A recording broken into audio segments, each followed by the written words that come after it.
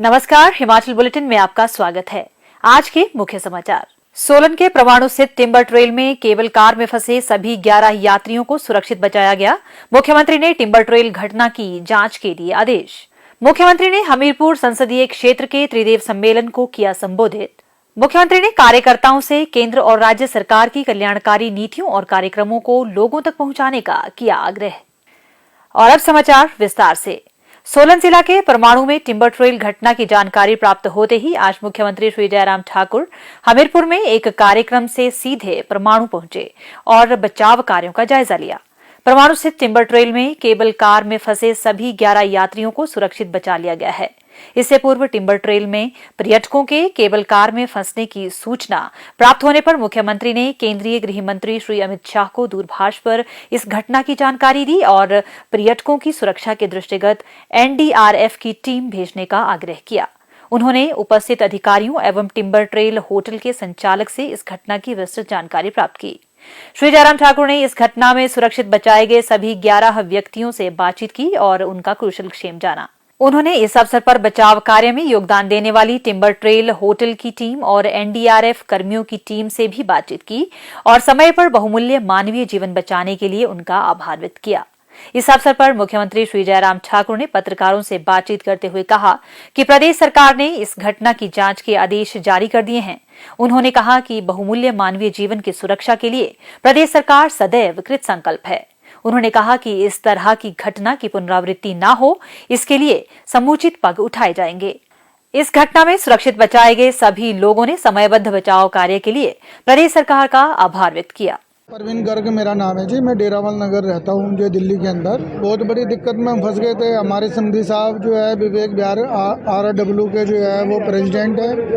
उनके अमित शाह जी से अपने मतलब कि जो है अच्छे रिलेशन होने की वजह से आज हम अपने पूरे परिवार के साथ सुरक्षित नीचे आ पाए हैं। प्रशासन का भी बहुत बहुत धन्यवाद करते हैं। माननीय मुख्यमंत्री जी ने मतलब कि सारे प्रोग्राम को अपनी देखरेख में रखा और सब टीम आई और हम अब सुरक्षित है। मेरा नाम शीतल है। हम लोग आनंद विहार दिल्ली से हूँ मैं।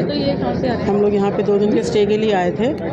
जगह सुनी थी अच्छी है और हम लोग जब आए, हम लोग परसों 18 तारीख को आए थे यहाँ पे।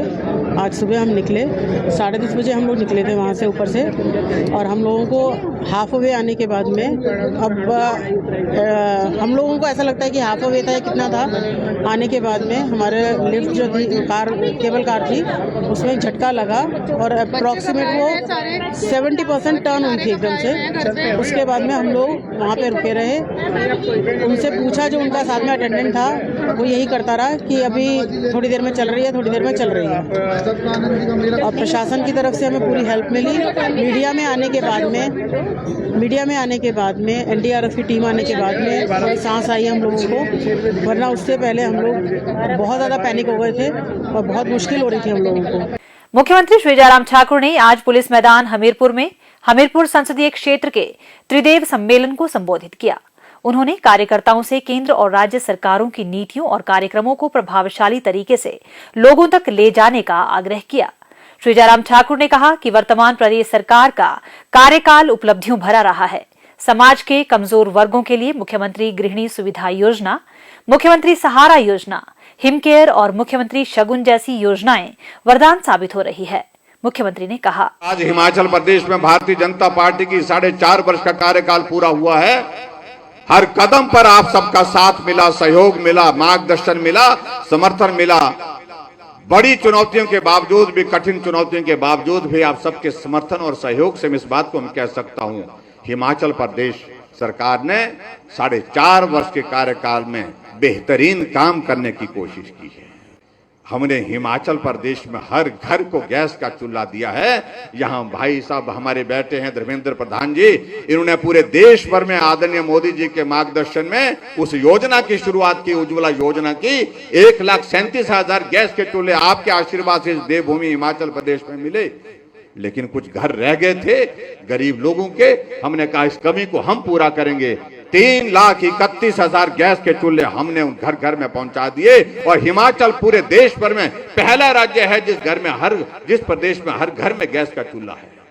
हमने पहली कैबिनेट की बैठक में निर्णय किया कि अब बुजुर्गों का सम्मान करने की आवश्यकता है आज के इस दौर में, और बुजुर्गों के सम्मान के लिए हमने कहा 70 साल के ऊपर बुजुर्गों के लिए पेंशन का प्रावधान एक साथ होगा। मुझे बुजुर्ग कोई भी भीड़ में नहीं दिखना चाहिए, वो पेंशन के लिए आया हो, घर बैठे पेंशन का प्रावधान किया।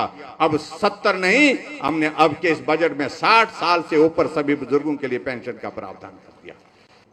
हमने ऐसे लोगों के लिए जो लोग बीमार हो जाते हैं किसी बीमारी के कारण और गरीबी के कारण इलाज संभव नहीं हो पाता, आयुष्मान भारत की शुरुआत आदरणीय प्रधानमंत्री जी ने पूरे देश भर के लिए की, और आदरणीय जगत प्रकाश नड्डा जी उस वक्त के स्वास्थ्य मंत्री जिन्होंने उस योजना को आगे बढ़ाने में उसका स्वरूप तय करने में जो अपनी भूमिका निभाई, पूरे देश भर के लिए आयुष्मान भारत की शुरुआत हुई। और उसमें भी हिमाचल प्रदेश में लगभग 20 लाख लोग कवर हो रहे थे आयुष्मान भारत के अंतर्गत, लेकिन आबादी हमारी 72 लाख हो गई। ऐसे में हमने कहा 52 लाख जो बचते हैं इसका जिम्मा हम लेंगे, प्रदेश सरकार लेगी, और हमने हिम केयर की शुरुआत पूरे हिमाचल प्रदेश में की। आज अगर कोई आदमी बीमार होता है, सबसे पहले या तो आयुष्मान कार्ड को जेब में डालता है हॉस्पिटल जाने से पहले, या हिम केयर का कार्ड जेब में डाल करके चलता है, तब जाकर के हॉस्पिटल में जाकर के अपने ट्रीटमेंट के लिए जाता है। हमने उस गरीब आदमी का, जो आदमी लाचार है, बेबस है, बिस्तर में पड़ा है, किसी बीमारी का शिकार हो गया है, चल नहीं सकता, अपना काम भी खुद नहीं कर सकता है, उसके लिए सहारा योजना की शुरुआत की। और उस सहारा योजना के अंतर्गत हिमाचल में 20,000 लोग ऐसे हैं जिनको हम 3,000 रुपए हर महीने का उनकी मदद के लिए उनके खाते में डाल रहे हैं, उनकी मदद करने की कोशिश कर रहे हैं। हमने नौजवानों के लिए तय किया कि कोई नौजवान अगर अपना काम शुरू करना चाहता है, उसके लिए मुख्यमंत्री स्वावलंबन योजना की शुरुआत की, और हजारों की संख्या में नौजवानों को उसके माध्यम से अपना काम करने का अवसर मिला है, और हजारों की संख्या 10,000 से ज्यादा लोगों को रोजगार उसमें मिला है। केंद्रीय शिक्षा, कौशल विकास और उद्यमिता मंत्री श्री धर्मेंद्र प्रधान ने त्रिदेव सम्मेलन को संबोधित करते हुए कहा, पिछले 8 साल से निरंतर प्रदेश के आशीर्वाद से नरेंद्र मोदी जी देश की प्रधानमंत्री का जिम्मेवारी लिए हैं। हमने विनम्रता के साथ हमारी सेवा को हम आगे चला रहे हैं।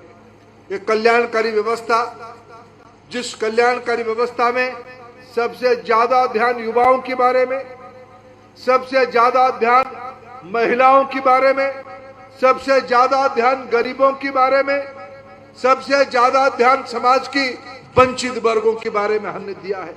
मित्रों, ऐसे गरीब घर से आया हुआ व्यक्ति, गरीब मां का बेटा जब देश की मुखिया बनता है तो देश की गरीबों के बारे में चिंता करता है, माताओं के बारे में चिंता करता है, नई पीढ़ी के बारे में चिंता करता है, ये देश कैसे सुरक्षित रहेगा। मैं आपको आपके माध्यम से प्रदेश की जनता को, विशेष करके हिमाचल में एक विषय को उल्लेख करना चाहूंगा। यह भूमि देवभूमि है, मातृशक्ति का शक्तिपीठ है, 5-5 देवियों की श्रद्धा केंद्र की यह भूमि है। मित्रों, दूसरे कारण से भी इस भूमि को देश की जनता नमन करता है, इस भूमि की वीर सपूतों के कारण। भारत की सेना में आपकी योगदान देश कभी भूल नहीं सकता है, ना उस कर्ज से कभी आपको मुक्त भी नहीं कर सकता। आप देश आपके कर्जदार है, आपकी सेवा के कारण देश आज सुरक्षित है। आज युद्ध की तरीके बदल चुके हैं, टेक्नोलॉजी आज एक महत्वपूर्ण अनिवार्य चीज युद्ध की तरीके में आ चुका है। पिछले कई सालों की विमर्श के उपरांत सरकार को लगी, सेना की, नौसेना की, वायुसेना की मुखियाओं को लगा कि हमारे देश की नौजवानों को, सेना को नौजवान बनाना पड़ेगा। तय हुआ 32 साल से उसको घटा के 20 पर 25, 26, 27 की कैटेगरी में लाने के लिए एक नई पद्धति लाया गया है। अग्निपथ की योजना लाई गई है, अग्निवीरों की कल्पना किया गया है। सेना को मजबूत करने के लिए, सेना को लड़ाकू करने के लिए, सेना को विश्व स्तरीय लड़ाकू ताकत देने के लिए, टेक्नोलॉजी से भरने के लिए, आधुनिक करने के लिए, साहसी करने के लिए निडर करने के लिए आज की जो आवश्यकता है, सेना हमारी सदैव साहसी रहा है, निडर रहा है, निस्वार्थी रहा है, समर्पित रहा है, लेकिन समय के हिसाब से उसको बदलने की भी आवश्यकता है।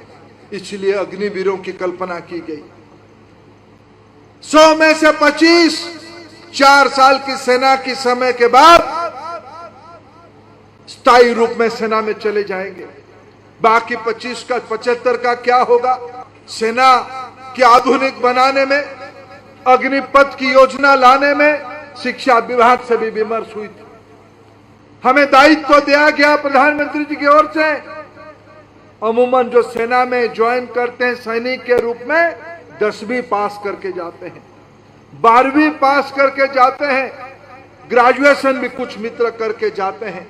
उस 4 साल के अंदर जो 10वीं पास करके नौजवान सेना में शामिल होगा अग्निवीर में, जब वो 4 साल पूरा करेगा, वो 10वीं पास किया हुआ होगा तो उसको 12वीं की सर्टिफिकेट उस 4 साल के बाद ऐसे ही मिलने वाला है। अगर वो 12वीं पास किया है, उस 4 साल की जो प्रशिक्षण उनको मिला, देश में राष्ट्रीय शिक्षा नीति आ चुकी है, उस शिक्षा नीति में ये उल्लेख किया गया है, आज काम के अनुभव को भी पढ़ाई के बराबर की माना जाएगा। क्रेडिट फ्रेमवर्क नया बनाया जा रहा है। रोजमर्रा की जिंदगी में जो काम हम करते हैं, उस काम का भी अनुभव को क्रेडिट में कन्वर्ट किया जाएगा, एक्सपीरियंस को क्रेडिट में कन्वर्ट किया जाएगा। उस 4 साल की ऑन जॉब एक्सपीरियंस को भी क्रेडिट में कन्वर्ट किया जाएगा, उसको भी शिक्षा की दर्जा मिलेगा। और इग्नो एक नया फ्रेमवर्क में ऐसे नौजवानों को एक परीक्षा देने की मौका देगी, उसको पास करने में वो डिग्री भी पा सकते हैं, ग्रेजुएशन भी पूरा कर सकते हैं।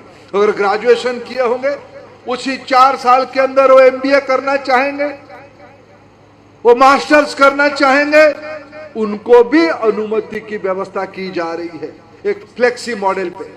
इंडस्ट्रियल रिवॉल्यूशन 4.0 दुनिया की रोजगार की नई पैमाना खड़ा कर रहा है। हम चाहते हैं भारत की नौजवान ऐसे पढ़ाई और ऐसे हुनर के साथ जोड़े, ऐसे एजुकेशन, ऐसे स्किल के साथ जोड़े।